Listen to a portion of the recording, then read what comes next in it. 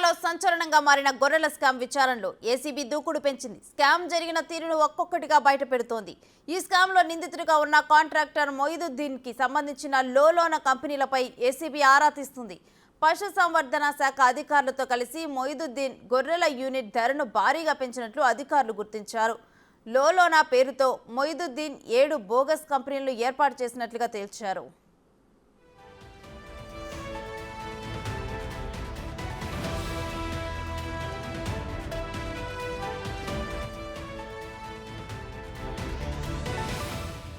గత ప్రభుత్వంలో 2 మంత్రులతో అత్యంత సన్నిహితంగా ఉన్న కాంట్రాక్టర్ మొయిదుద్దీన్ వారి బర్త్డే వేడుకలకు భారీగా ఖర్చు చేసి ప్రకటన వేయించారు.